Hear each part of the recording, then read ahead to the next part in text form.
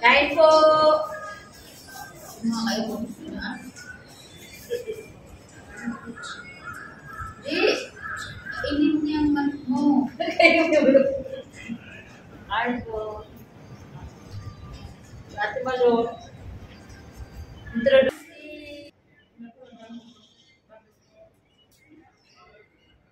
Ayan, nagsama-sama na naman ang mga friendship. Pero kulang ng isa, wala si Betchay. Nasa church pa kasi siya. Betchay, may club shout out. Asan ka na? Hinihintay ka na namin dito. Ayan, may mga pagkain na kami dito naka-ready.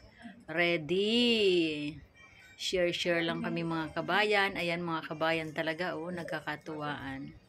Share kami sa mga foods at meron din kaming fruits na pinaghahati-hatian. Ganyan lang po kami pag-araw ng day off. Ayan, mag-enjoy lang po tayo dahil once a week lang po ang day off. Kaya minsan-minsan lang kami magkakasamang mga friendship nila Ate Malo, si Part Francia at saka si Betchay. Pero wala ngayon si Betchay kasi nasa church pa siya.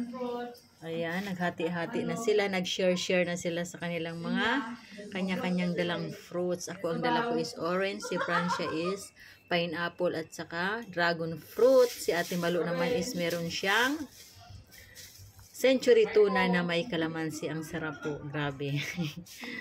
Ganyan lang, mag-enjoy lang tayo sa araw ng day off dahil ano lang yan, once a week. Dito lang po ito guys sa may malapit sa aming building. Hindi na kami lumalayo-layo pa para maggala-gala kasi nakakapagod din kung gala ka ng gala. Minsan, kanina hindi kami nag-church pero usually lagi akong nag-church. Pagkatapos ng church, diretso na rin po ako dito. Nakabili na kami ng mga pagkain. Dito na kami nag-uumpok-umpukan pagka hapon na. Ayan, salamat po sa inyong panonood. Bye-bye!